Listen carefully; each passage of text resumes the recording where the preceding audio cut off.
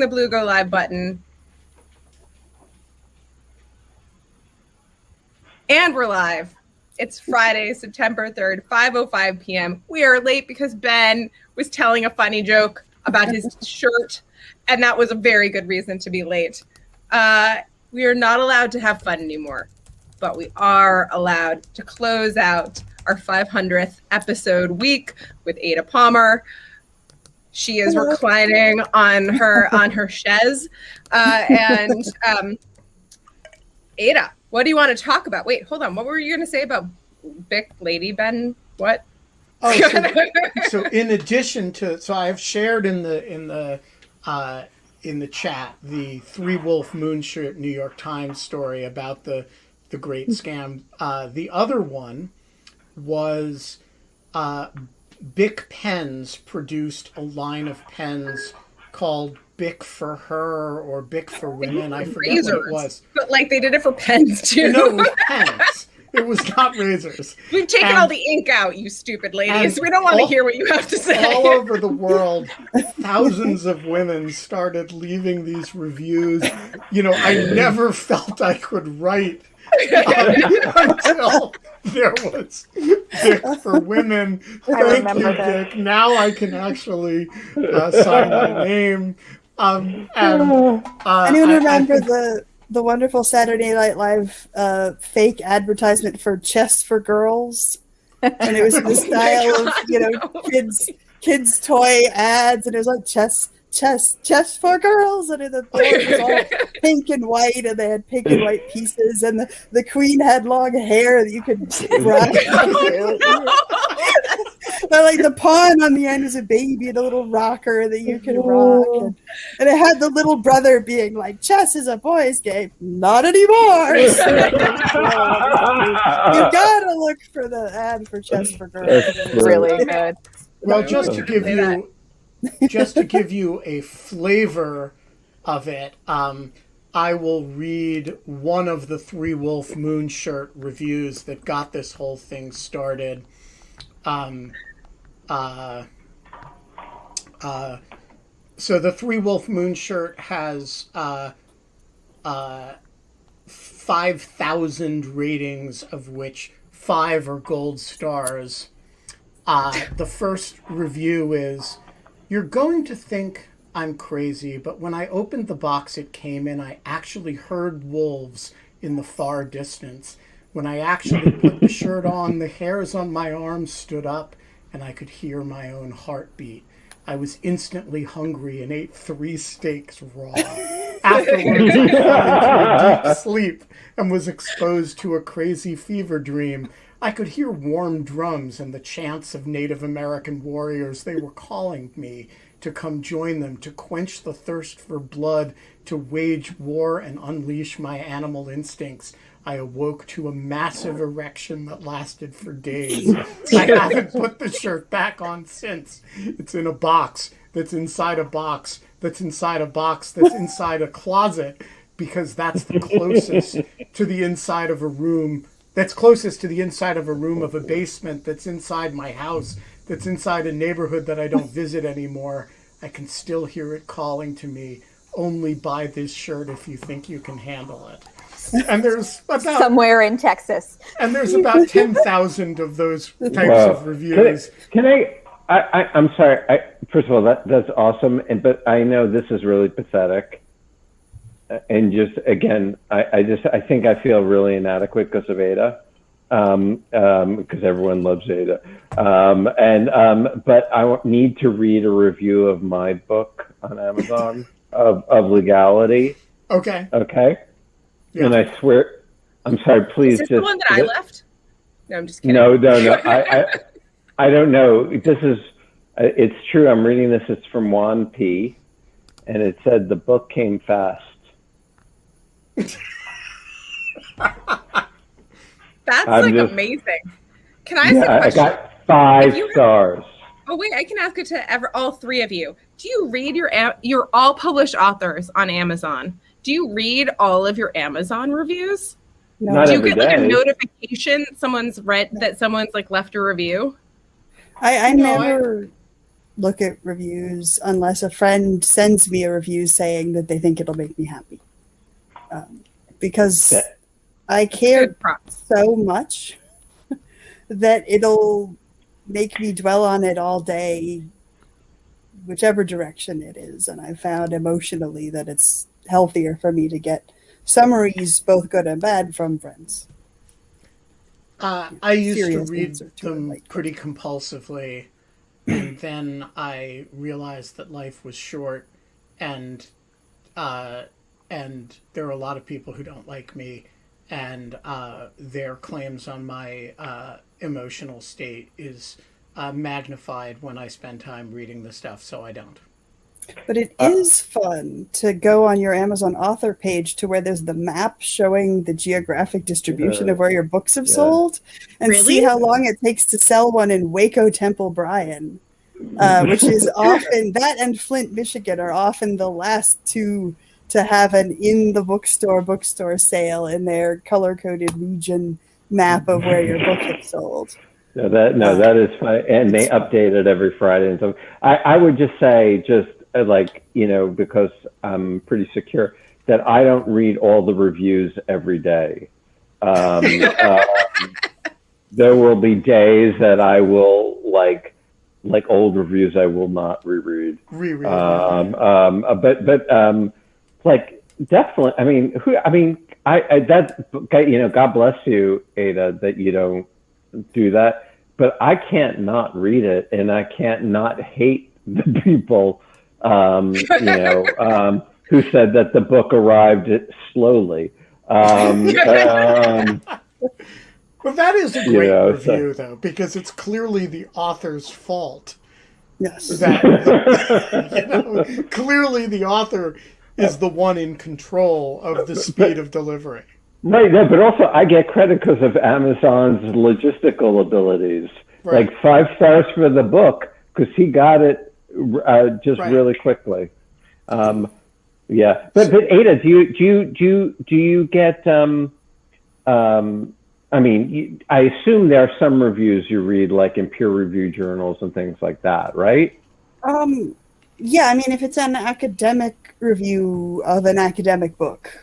But her series, her science fiction series that we're talking about, Terra Ignota, is a novel.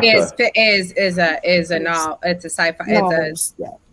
So it's a very different world of And it's fun also when you log into your Amazon author page. It's a place you can go that gives you a wiggly line of how your book sales have been, and they put all your books. So there's here's the novel, and here's the second novel. Just like this. Here's the flat line of the academic book. It's like it sold a copy in September. It just looks like somebody died, and it's so funny to try to compare academic publishing to even. I'm not a best-selling novel author. It's a normal novel sales, but academic sales is it's hilarious. So, we are not allowed to have fun anymore. I said that already. I know, but we are allowed. We're not even allowed to play. Thanks for rubbing it in, Ben. The role-playing game that Ada created to simulate the selection of a Renaissance Pope, but we are allowed to talk about it. And I have been a long skeptic of tabletop war games, as I explained to Ada. My whole adult professional life, there has been this burgeoning industry of simulating things that we can't understand in real life, so that we also can't understand them in pretend. And the Rand Corporation specializes. That's how I feel about girls' chess. And every now and then I get invited to participate in these, various simulations of various things that I actually don't want to experience ever, let alone for pretend. But Ada, your simulation struck me as about the best teaching tool I had ever heard of about anything. And so I want you to start by describing what it is and how you do it and how it takes over your life for a period of time. Oh, not just my life, also, it's contagious. It takes over many of my closest friends' lives for about a month as well. Kate, what were you saying? I was going to say, if it fits at all, and it might not, it might be a separate conversation. We always run out of time with you, but Exoterra, I would love it if you talked about that too. I mean, you just have some really, really, really interesting ways of teaching these ideas, and yeah. Well, I think so. Firstly, I deeply respect disliking tabletop RPGs, and having spent part of yesterday with a friend discussing the multiple indexed tables in my ancestral copy of the original Dungeons and Dragons DM's Dungeon Master's Guide to different types of pole arms and how they all work very slightly differently in ways that are utterly mechanically negligible but somehow endearing. I love but also respect those who do not love that style. So just to be clear, my beef is not with role-playing games. It is with the with Pope. Simulations of role-playing games on the part of otherwise responsible professionals who think they're going to help the military or help the intelligence community or help civil society learn how to deal with, say, Donald Trump by doing a role-playing game. Yeah. Yeah, I just want you to know I just tweeted this out because based on this conversation, that I've never been asked to join a tabletop war game ever. True? You're the only one. I know. Believe That's me. why Don't it's make an embarrassing confession. Right? Exactly. What is a trust fall, Kate? Oh yeah, sorry. And they do occasionally simulate things, but the things they simulate are usually not about the thing, but more about human interaction and the way different human interactions work. And I'll tell a micro example and then describe the papal simulation and how it works and why it's different from many other simulation games. But there's a tabletop board game called Terraforming Mars. It's a good game. We've been playing it a lot lately. And it simulates a terraforming project which is corporate, and there are corporations competing with each other to terraform Mars. And the more successful you terraform Mars, the more funding you get. And the corporations have different specialties, and it's sort of a capitalist terraforming Mars game. But we noticed that if you remove the sabotaging each other cards from the game and instead play cooperatively, in which instead of competing in a capitalist manner, you're just maximizing resources by making sure that everybody gets the things that are most beneficial for the projects that they're doing, you terraform Mars 150 years faster than if you do the competitive capitalist version where you're trying to prevent your rivals from getting advanced, which was not in the intentionality of the designers. They wanted to simulate the corporate, capitalism can terraform Mars thing. It's just a very interesting side effect of cooperation versus competition being demonstrated in an interesting arena. And it's that type of behavior coming out in a game that is what games are good at simulating, much more so than the mechanics of one halberd working slightly differently from a different style of halberd because one of them is Swiss and the other is German. So, for this game, the students or participants have been learning a bit from me about the Renaissance for a few weeks before we start. And so that I don't fail to say so, I have been assembling a package so that it is possible to run this online and that it is possible to run this outside of a class if ever I get a critical mass of 50 people who would like to do it. That is something that can happen. But it's a simulation of a papal election, specifically the election of 1492. The participants play the people who are involved in this election. Some of them are powerful cardinals who are competing to become pope. Some of them are powerful cardinals who don't want to be pope for various reasons, but might get propped up and forced to become pope as a compromise between others. Some of them are less powerful cardinals who are hoping to advance other agendas by riding the coattails of playing kingmaker or being a supporter of whoever gets into power. Others are not cardinals, but are functionaries, the secretaries who count the votes, the master of the kitchens who runs the Sistine while everyone is inside, I want that job. person who does the paperwork for the Inquisition and keeps track of their records of everybody's dirty laundry, the captain of the Papal Guard. Are there lawyers who file frivolous lawsuits? Yes, You mean there Rudy are. Giuliani's? Yeah, no, that's Brother Vincenzo, usually. Although Cardinal Torriani sometimes also files frivolous lawsuits. And others are playing the crowned heads of Europe who are trying to manipulate this election from outside. And they're not in the Sistine, and they're not allowed in the Sistine. They're in a different space, but they can smuggle messages via text message to the cardinals who serve their interests in the Sistine to try to get a pope who will do what France wants, or who will do what Spain wants, or who will do what Hungary wants, or who will do what England wants. That never happens. Or who will do what the Empire wants. Now, England prospers sometimes, but England is often the weakest player. And the England player is often surprised by that because we're used to coming from the U.S. Are there cell phones in this universe?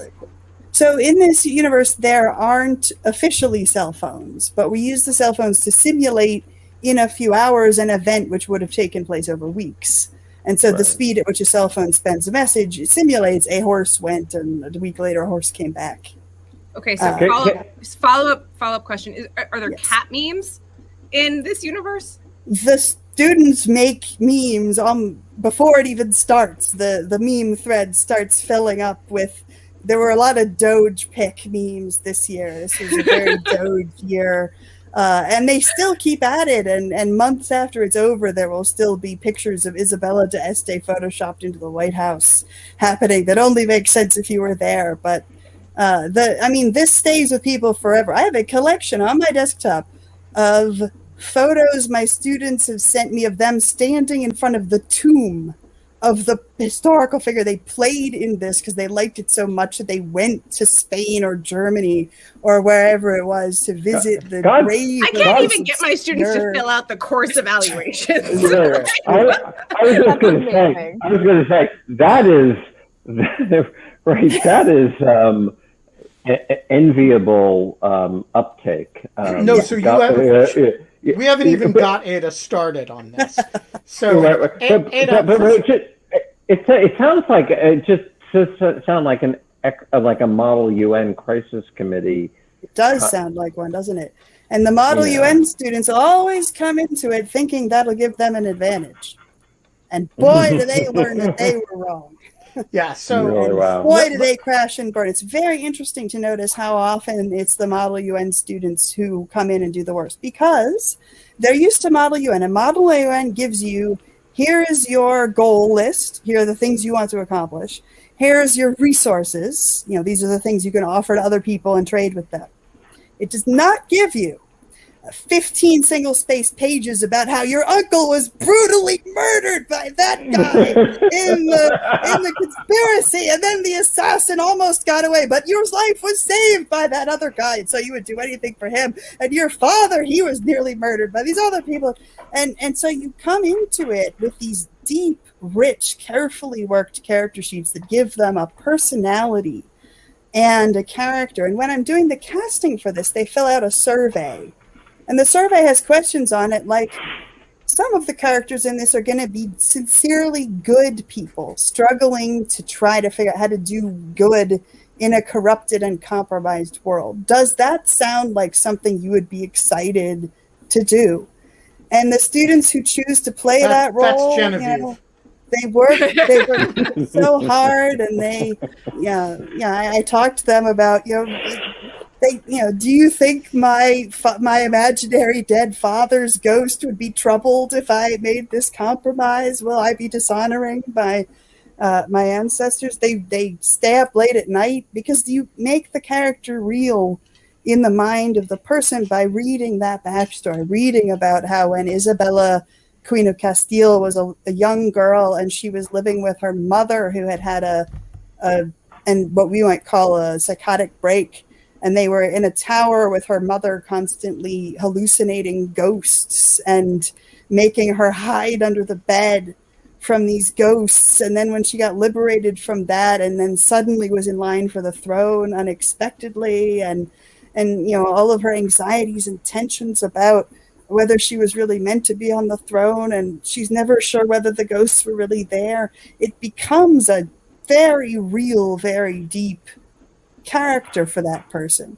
It is. You know who would be? Sorry. You know who would be great at this game of imagining like what past people? Originalists. It is very like that, because I don't know how Isabella Castiel felt about the ghosts. I know that her mother believed in these ghosts, but we don't know how she felt. So I imagine it, and I talked to the students about this. This is one set of imagined personalities that these people could have had. Is this person a hypocrite, or is this person sincere? We make that judgment call, and they're forbidden to look their characters up on Wikipedia until after the thing is over. So they get my version, and then they read the public version, and then they look at biographies. And usually at the end, as one of the final projects, they edit the Wikipedia page to add new information that wasn't there, or notice bits where it's biased in one way or another because of residue of different types of prejudices and so on. So they develop a relationship with the character first by internalizing it through this long narrative. And then by, waging this negotiation where they spend 3 weeks negotiating with each other, trading resources, trying to make deals. But it isn't like Model UN where you can walk in and say, okay, I have this and you have that, let's swap, okay. It's, I know that they have what I want, but my business partner's father's, patron murdered their person, and so you're not allowed to talk to them? We can't be friends unless we go through an intermediary. Who could be the intermediary? Is there someone who could negotiate this down? And they memorize that information so quickly. And what's they know the disciplining mechanism that holds people to their characters. Yeah, I mean, one of the things about Model UN is that you're told, okay, you represent Mauritius, and Mauritius's interests are X, Y, and Z. But then, Scott Shapiro represents Malaysia, and, and we're friends. So Mauritius and Malaysia are going to sort of fuck their interests, as stated in the preparatory materials, and just do what Scott and Ben want to do. This is exactly how Model UN worked in my memory of it. There is, right? 3 mechanisms for that, 2 of them preemptive and 1 of them reactive. The first is that I work hard to make these characters very, very gripping. These feel like Game of Thrones people much more than they do like Model UN characters. And so people get into it, and they get into my side and your side and having a faction and really being rivals with the other side. Tribalism. So that's one of them. The second is I talk to them about it, and I say, remember, the victory condition isn't achieving your character's goals. The victory condition is playing your character faithfully and creating the most intense and interesting possible set of outcomes. If you accomplish 0 of your character goals, if you crash and burn and your city is burned to the ground, but you did it honorably true to the spirit of your ancestors, that's victory in this game. And I get the students who are direct enemies, right? The leaders of the Guelph and Ghibelline factions, for example. Now, at the beginning of the session, I have them come out, shake hands, and wish each other good luck, and remind them that person who is your enemy is your partner in making the most emotionally intense possible adventure that you can co-create. Because that gets the focus onto the goal is being the character. The goal is not accomplishing the goals. And that even accomplishing 0 goals, but doing so faithful to the character can be better than if you accomplished all of them and didn't play that character faithfully. Now, the third is inevitably some of them will stray from the character. Sometimes because they're just not playing the character very faithfully. Sometimes because they forgot a thing. And that is one of the several functions of the letter writing. So their homework in between these sessions, which are spaced out over the course of 3 weeks, is that they write letters in character as their character. and they can sounds write. so fun. You're making learning so sneaky. They can Yeah, I write know. to I know. anyone. They can write to each other. They can write to their sister or their mom. A lot of them have relatives to marry off. They have brothers and sisters, or they have nieces and nephews, or they have illegitimate children, and they can write to them. They can write to it depends on who you have. You can write to the major domo of your palace. You can write to your naval captain. You can write to your chief assassin if you have a assassin group working for you. You can write to anybody. You can also write to the king of Sweden, who isn't in the game, but you can. That's the rule. Anybody. And you got to reply, no matter who you write to. If it's a player, the player gets to reply and you can negotiate. But if it's not a player, you get a letter written by me or a number of other volunteers who do this, several of whom are other fellow novelists or other historians, or the majority of them, students who did this in earlier years and loved it so much they want to do it again. And they come back and play the sister or the aunt or the brother or the cousin or the mortal enemy of the person they were before. And so you write the letter and you get the letter back. And the letter back is full of wise, savvy political advice.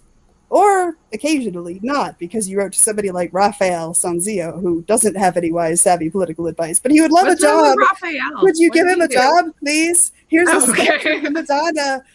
He would love if you would give him a job. Also, he has 3 friends, and they would like to have a job, please. And you get a letter from him, and you can hire Raphael, and Raphael gives you stuff. Can you give Can you give your friends any instructions? Try to hire them. Do I give the friends who do it? No. Can as a game player give your illegitimate daughter instructions to write to someone else to bring them in? Yeah, you can say, come on, Lucrezia, you're the most beautiful woman in Rome. Write a letter to this guy for me, and she will. And that's so cool. All of the letters roll out, and all of the letters have consequences. Especially, they get lots of letters from women. And day one, they all get letters. And the letters are there on parchment with wax seals, and they open them up and their faces light up. Yeah, we do that. They're printed on computer, but they have the wax seals. I hate you. I, again, don't even have a functioning seating chart in my class. I have a team. I have a team of friends who help do this. Some of them fly in for it, like a vacation trip. To be the King of Scotland for a week, or to be the Sultan of Egypt for a week. And they get their letters. But the key is, almost all these characters are men, right? Other than 3 queens, these are all priests and monks. They're all men.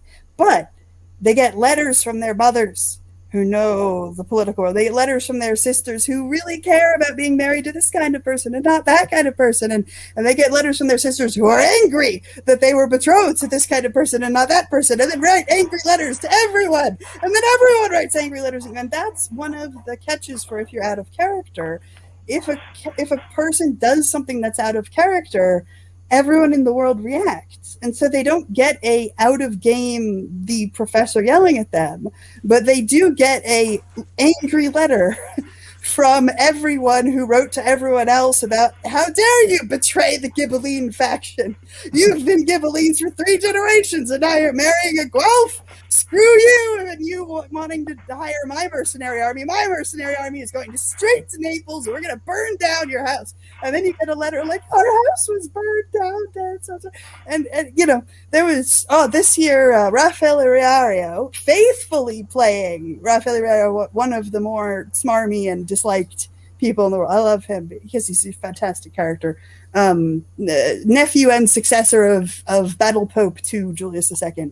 Should have been Battle Pope III, but was thwarted at his efforts to be elected. He betrayed his dead brother's former wife, Caterina Sforza, and abandoned the city of Forlì when the Borgia armies were coming for it. And he got this letter from his 5-year-old nephew, Sforzino, about how they took away his horse. And he cried in front of the men, and now the men will never respect him as a captain. And Mama is in jail now, and everyone kept saying Uncle Raffaele was going to come save us, but he never did. And Wow. Yeah, wow. And so the reality of the world, which at the beginning of the simulation, it's just an envelope with, pink and blue index cards representing male and female people. But, players who on day 2 were, trivially marrying off their sister just because it was politically advantageous, and then get the storm of resulting mail over the weekend, by the middle of the next week are coming to me, do you think Isabella would be okay with this husband? Is this good enough for her? And they develop these amazing, powerful relationships, so that sometimes at the end of the game, when people get to choose their topic for a paper, they'll say, I want to write my paper about Felice della Rovere, the illegitimate daughter of Pope Julius II, because her life sounds amazing and I want to know more about her. And she's very much the kind of person who doesn't get brought up in history courses. And I never say I'm doing gender history. But what happens is by the end of it, they understand how women exert power in an all-male space, because they're seeing all over the place how the women keep track of what's going on, know who's in relationship with who, take care of ruling the city while the Duke has to ride off to evade enemies and so on. And they feel all these different strings of power at work in what becomes a more and more real world every time they receive an additional letter. One last question before we go to audience questions. Yes. What is the diversity of results in the election over the many times you've run it, and how does it compare to what we know of reality? Yes, so this is key, the discussion afterward, because in a sense there are 3 different outcomes. It's easy to think of the election of the Pope is the important part, and who becomes Pope is the outcome. But who becomes Pope is only the instrumental outcome to the other 2, which is what power blocks formed to get someone on the throne. Who were the kingmakers? Because there are certain people who are very viable candidates. There are a couple of people who often or always end up as frontrunners, but with different people backing them for different reasons. And in politics today, we're very familiar with the phenomenon in which sometimes, there'll be a candidate and there'll be a particular faction of political interests that realize, we can coast up under this. So who coasted up under Della Rovere? Was it France? Was it Spain? Was it the East and the Ottomans? Was it Venice? Was it the pro-radical humanism faction? Was it the pro-Inquisition faction? And which alliances formed will actually determine more than who becomes Pope, because it'll determine what promises the Pope made. So, for example, does the Spanish Inquisition get created and given independence? Is usually a minor campaign promise that people had to make along the way in order to get on the throne. And in many ways, that matters more and to more people and more lives than who is Pope at different points. And then at the end, there's always a war. This is a moment in which the political interests of Europe were kind of a perfect storm where everybody except Italy benefits from war. And there's a peace faction and they always try and they often get close. I remember one year they were so close. We had a peace pacifist king of England, and he'd worked out this brilliant set of marriage alliances that gave everyone what they wanted. And then someone assassinated this one princess, and it all collapsed. And England blamed France, and France blamed Spain, and Spain blamed Hungary, and everyone accused each other and exploded into a giant war. So where the war is totally different. And even though, in general, the papal election will always have the same structure, there will always be the same best part of Eddie's room. There will always be the same 2 consistent, powerful frontrunners, and there will always be a third frontrunner who collects all the people who aren't benefited by those 2. And it always comes down to 3, and it's always tight until one of them gets knocked out, and then it comes to the one usual candidate versus the front runner, and it's always a hair's breadth lightning close. It's amazing. And then one side or the other will fold into the first, but the war will be totally different because who rode to power will be totally different. So is it France that's going to get invaded? Is it Italy that's going to get smashed? Are they going to burn Pisa? Are they going to burn Genoa? Are they going to burn Naples? that will be totally different, even if the Pope was on the throne is the same. And then we talk about both the real history and the outcomes and other past results and how it's been different. And that's where the whole thing comes to be about power and contingency and who actually has power. Because, you know, if your goal is, I want there to not be an invasion of France, lots of people contributed to whether that happened or not. And sometimes it's as simple as a secretary, while walking by, overheard two people talking and realized it meant someone was entering the France faction who isn't normally in it, and then told the Spain faction who it was. And then that rolled into something else that made the war happen here and not there, or there and not here. And everyone realizes that the way we tell history is often of major figures. Right? We use the life or name of a major figure to stand in for a place, Elizabethan England. Because it's very easy to tell stories about heroes and villains. We've been doing that since Homer and Gilgamesh. It's a very easy narrative structure. It's very hard to tell stories about plural agency where many, many people contributed one small thing. Yeah. You know, and the fact that Cardinal Piccolomini happened to be the godfather of a mercenary captain who got a letter tipping him off about the Holy Roman Empire having war plans, who therefore wrote to his godfather to warn him, who therefore told his friend Cardinal de' Medici about it because they had been sharing copies of Sallust with each other. And then Cardinal de' Medici told Cardinal Sforza, which then meant the Milanese resistance movement found out, and then the whole war turned upside down because this one letter happened to go to this one mercenary captain. Telling stories about that kind of chaos theory plural agency is a lot harder. It's hard to write into a textbook. It's hard to write into even a novel. But you sure can do it with simulation, because we have 52 protagonists. And every one of them is the protagonist from their point of view. And every one of them sees the moment when their action changed the fate of the world. And then afterward, when we talk to each other about what each of them did, they realize that every one of them had 5 moments when they determined the fate of the world, because the fate of the world was determined 2,000 times in that 2 weeks. Yeah, that's absolutely astonishing. I think it's like, yeah, I don't even know how to, yeah. I want to play. I know, I want to play, but I also kind of just feel like, yeah, I'm going to let Tony Kava ask this question because I think it's a great question. I've been actually wondering the same thing as the movie's about to come out, and I've been rereading Dune as well. So, Tony, the floor is yours. You there? It's quiet. There's something wrong with your mic, I think. Oh, really? He's unmuted. Yeah, but it's super quiet. Yeah, we can't hear him. Oh, huh. No, oh, you're really quiet. You're right. I can barely hear you. That's a bummer. And right now I can't see Tony either because he's... So just read his question. Yeah, I'm just going to read the question.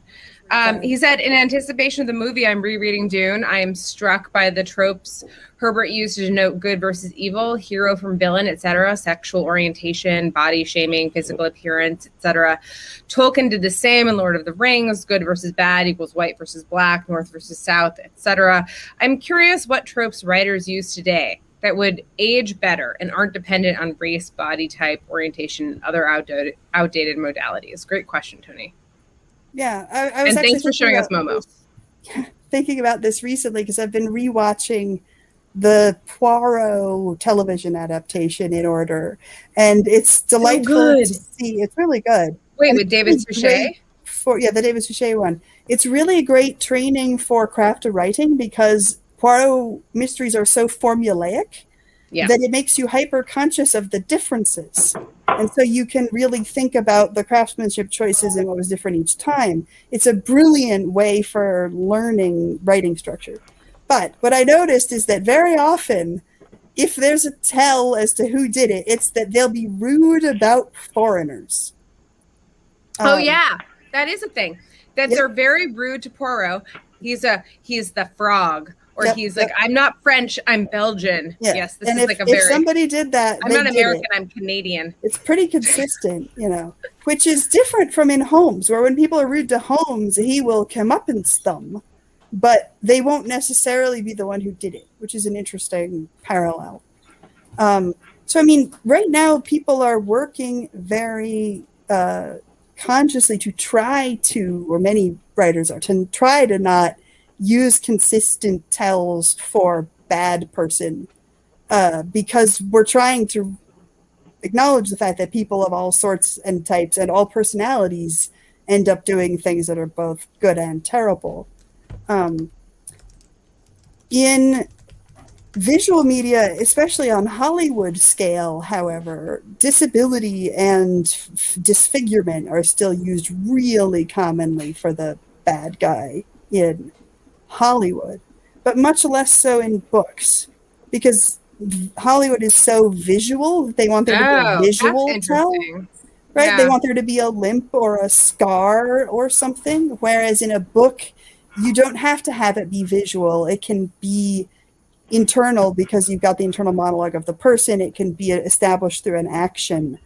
Yeah, it's similar to how in television and Hollywood, magic spells pretty much always glow, right? Because there needs to be a visual thing to show that something is happening. Whereas in books, it's much more common for there to be a spell that you do with no gesture, secretly and subtly, because there doesn't need to be a visual component. It can be described in prose. I'm really curious to know. Like, what you think. What do you think is going? So that's all true, but to make you answer specific. Like, yeah. I'm glad Paula has stopped laughing long enough to respond to the thing. Okay. There's what I would like to know is whether, like, this is kind of akin to like how in Terracotta you do a lot of work with like fabricated meat. You don't do a lot of work, but I've noticed it. Like the idea that meat is manufactured, it's not. So it's all kind of like assumedly plant-based or like a cell-based. It's not like created from animals. Yeah, you have a meat maker in your kitchen, like having there's a meat, right, exactly. And so like, but like that, that kind of did this work for me of making me realize like which I try to do regularly, like what things do I engage in that I don't think twice about in my culture and how I'm living right now, that would be like the norms will shift, such as they will be just like outdated things. And one of the biggest things I think is like the farmer-based meat type of thing. We talked about this before. But like, what do you think that will be for I mean, the difficult thing about Tony's question is that like it kind of like is just this level of unconscious bias, and it's not in your books necessarily, but like in other books, like I mean, I'm sure there's unconscious bias in my books because we're not aware of our unconscious you're a human. Yeah. So, no, but the interesting thing, and I'm gonna go at that exact example, would be if I were using the meat maker, imagining this future world in which eating a real animal is very uncommon. And very few people do it, and many people find it weird and scary. And I play with that. There's a sinister sequence where someone is chewing meat off a drumstick, and it's so creepy. I love that. Sorry. Yeah, but if I were using that the way Christie uses someone being rude about foreigners as code for this is a bad person, then I would have the people who eat real animal meat be the people who are bad. And I don't do that. What I do is have the people who eat real animal meat be people who thought very hard about this and made that ethical choice to make a different ethical decision from the ethical decision that is the norm in their society. Just as right now we have vegans and we have vegetarians and we have pescatarians and we have people who eat meat. And I respect all of them if they examined this decision carefully and thought about it and thought about its philosophical consequences. And I have the bad guy tells be that the people want to increase human suffering and say so, which is not which is you're very no, I agree with that. Paula, okay, I'm bringing Paula in. I'm just kidding. Okay, hold on. Hey, Paula. Paula in our role-playing game is the inclusive legal positivist. No. She's too smart for that. She's not drooling yet. I know. Well, their pants are wet, apparently. Yeah. Paula, what is, you had a great question. And I think that, I think that it's, I don't know, I kind of want to know this about Ada. It's all of you guys can answer. I think, so the question is, do you believe in paranormal events? And I mean like the whole spectrum of like paranormal events. I mean like from Harry Potter, like you are a wizard Harry, to like the stuff that you see on like cable news, like when there's nothing playing at like 1 a.m. and like Santa who's like demonic comes to your house, like that kind of stuff. Like the whole thing. I literally don't know anything about demonic Santa, but you have to answer this question first. Like those TNT Ghostbusters shows where it like happens to be Christmas and the ghost happens to be dressed up like Santa. Do you believe in paranormal activity? Me? Yeah. No, and I think it's kind of like, I don't know if like I think it's interesting. This might be like a hot take. Like, I think like if anyone thought, like even those, like there are some people who have beliefs in it. Like if you really think about it, like if you told someone I believe in it literally, no one takes it seriously, because if they did, like you would, I don't know if it's like you would have to see a doctor. Like, well, so I'm kidding. Yeah. I love that you just like think there's like some entity that would like make you see a doctor. Like if you take some serious way. It's like, I mean it in the most extreme sense. Like imagine if like you had like you knew someone like Harry Potter who thought like he was a wizard going every year like to this school and none of it was true. Like and you're like maybe your child or someone you knew told you that, you would say, I think we should see a doctor. But people have these small beliefs and they'll tell you in passing, oh my God, I believe there's a ghost in my basement. But we don't see it. This is the hidden paranormal voter theory. I know. No, I think that Paula's question is a valid one. No, I also think that it was spurred from a while ago by Ada's like telling of like the woman and like the like in the like the tower having this imagination of like all of these ghosts coming to her. I think it's a valid point. Like, but if you say I believe in paranormal activity in the sense that Paula means it, I don't know if somebody will take you to the doctor, but they will think you're pretty odd. On the other hand, if you say, I believe that Pharaoh's magicians made their staffs turn into snakes, and Moses made his staff turn into a snake, and it ate Pharaoh's snakes, and that's because our God beat up their God, that's called Judaism. Right. That's exactly the line I use when I teach criminal law, because there's a deific. So they didn't like this at Cardozo. And so very importantly, it's not that Pharaoh's wizards can't make their sticks into snakes. It's that Moses' snake is better than their stick snakes, which is radically different from the there isn't any power of the other thing approach that is a much more 17th century. I want Scott to finish really quick. Scott, what are you? I've accumulated 5 answers to this question, so don't take too long. All I wanted to say was that there's this thing called the deific decree doctrine, which is that if you believe that God spoke to you, you're per se insane. And so the claim is, if you think that God spoke to you, you're insane. If you believe that God spoke to somebody else, you're religious. Particularly a long time ago. Right. But it doesn't even have to be that long ago, right? I mean, that decree is actually very recent, because anxiety about people thinking God is talking to them increased after the Quakers split in the 17th century. A lot of this stuff people think of as going way back is actually 17th century. If you know of a Christian religious decision about doctrine in some way, it's probably from the 17th century. When they had to make a lot of decisions, made a lot of things be in turmoil.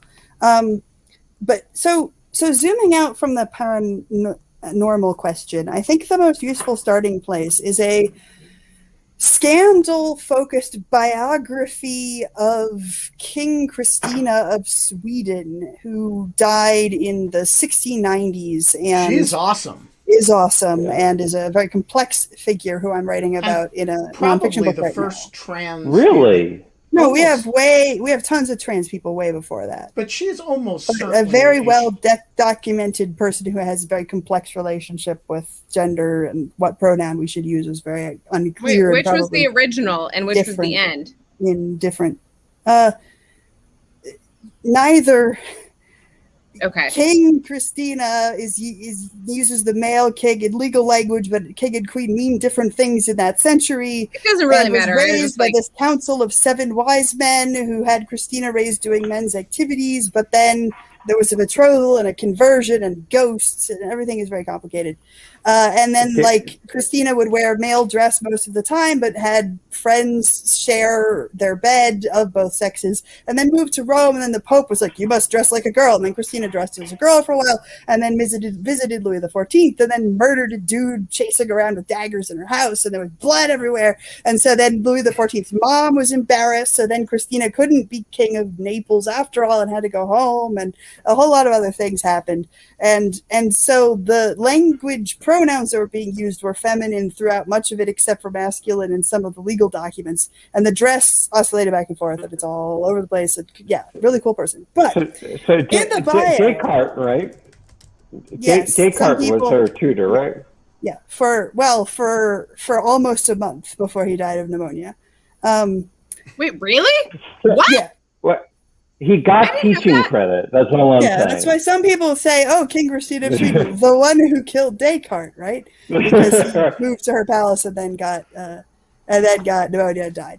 And so clearly, it's her fault if he got pneumonia and died. No, the biography is full of people who die, and it's like this is her fault that this person was executed for a sexual assault that happened in a place where she wasn't. It's just she insisted that he get up, that he tutor her at 5 a.m. And again, as a teacher who is very concerned about how early they teach. Do I just you know want to what say that time of day Descartes normally got up?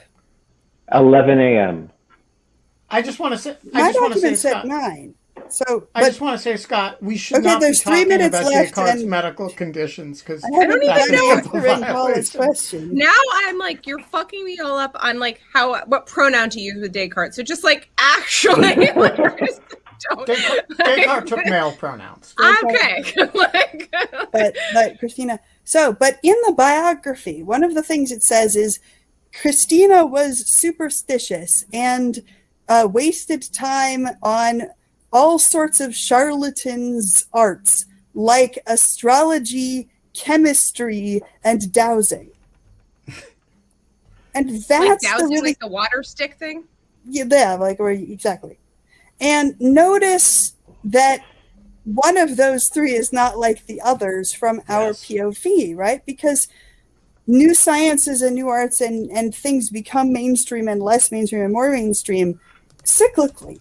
And so when we're talking about do people really believe in paranormal or in aliens or in different things, it means radically different stuff in different decades. And it's important to remember that. Believing in astrology in 1600 is something different from believing in astrology in 1400 or in 1700 or in 1900. And one of the very telling elements of this is the differences between the movie adaptation and the original of Watchmen. And I'm going to try to state this as carefully as I can for those who aren't familiar. But the ending of the original Watchmen, which is a stunning piece of work, depends on you understanding that in the 1980s, belief in aliens being likely to show up sometime soon was mainstream. And the threat that there would be an alien danger was a mainstream normal thing to think. But in the point when the movie is coming out, hey, I'm avoiding spoilers. What are you doing? At the point when the movie came out, most teenagers who are a major audience going, that they wanted, didn't know that it had ever been mainstream. It had always been super kooky.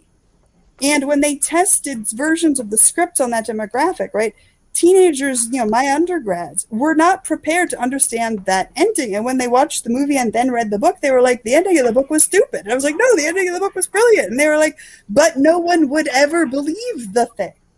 Because what had been a mainstream odd belief moved to being a fringe and mocked odd belief that makes people laugh.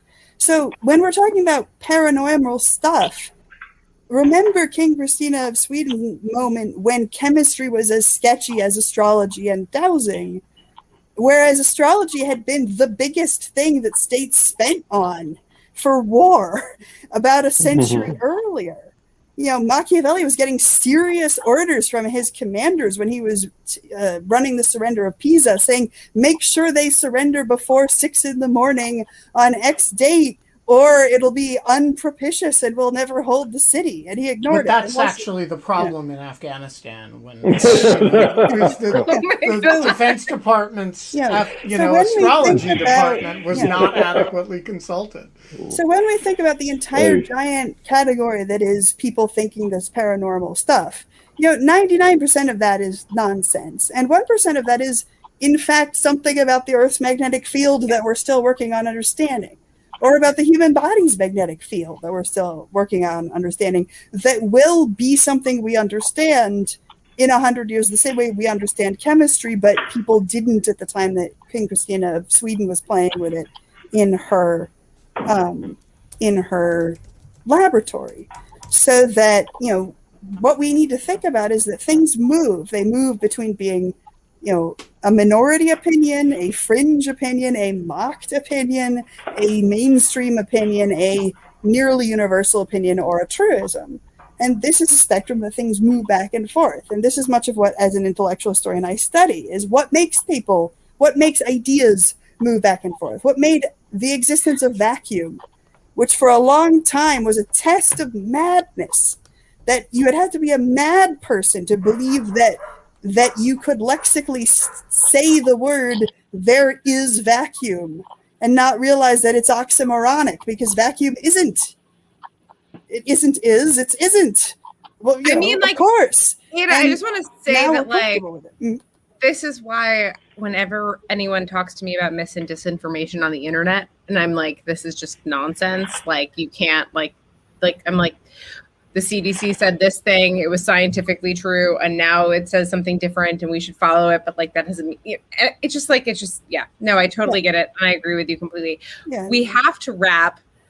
We'll have you back. You didn't get talked about Exoterra at all. And I feel like we could have talked more about the Pope game as always, but EG is here to play us out on our 500th episode anniversary with a song that he composed about In Lieu of Fun. How are you doing, EG? Doing okay. In honor of the discussion you had earlier about reviews, I have my own review T-shirt. Oh, yeah. Which a little snippet of a review I got from Americana UK. If you can't read it, it says, "It's hard to see this album having wide appeal." Fuck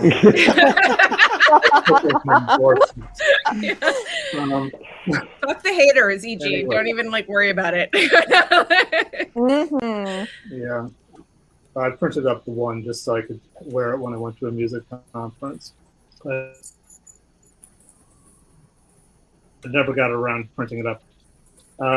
This is the In Lieu of Fun theme song. I'm sure you've heard about the murder hornet. What about the saber-toothed anchovies? Sure, lots of shows have their tech issues.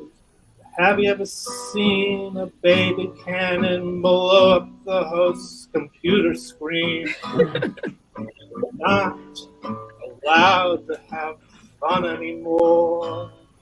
So food of fun, let's at least not be bored. Come on, Greek chorus, it's time to gather, meet our guest, join the banter, post a question if you want to be raptured, because we're not allowed to have fun.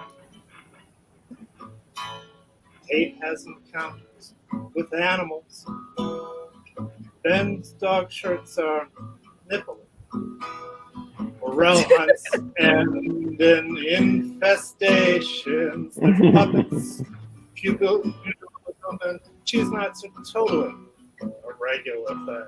Oh, we're not allowed to have fun anymore. So in lieu of fun, while you avoid your chores, come on, Greek chorus. It's time to gather, meet our guest, enjoy the banter, post a question if you want to get raptured, because we're not allowed to have fun. Experts in COVID and Corbett's will celebrate cicada swarm.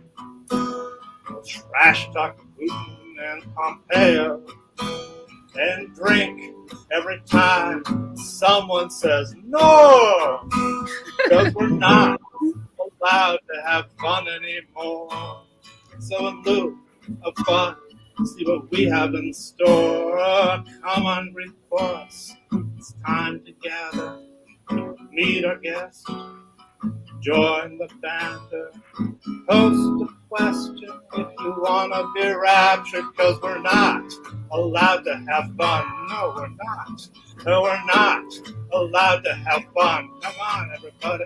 We're not allowed to have fun. We're not allowed to have fun. No.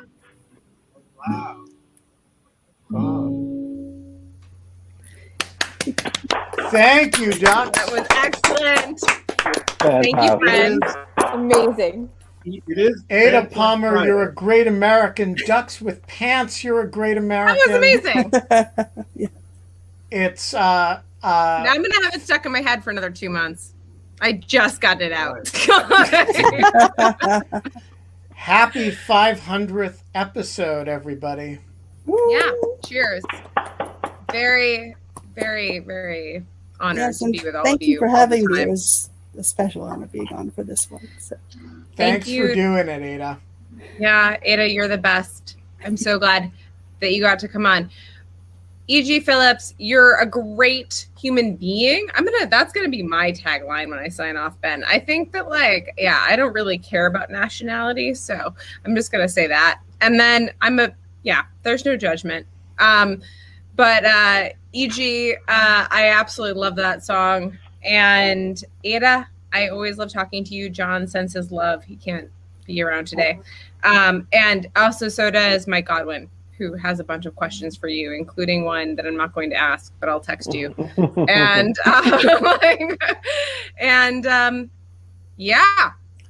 we will be back in a while on Monday. There are some hours in between there that I'm not going to count right now.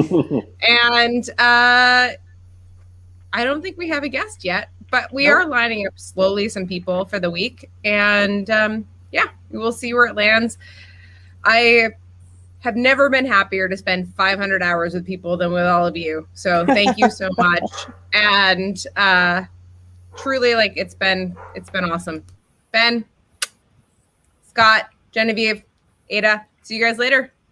See you. Bye-bye.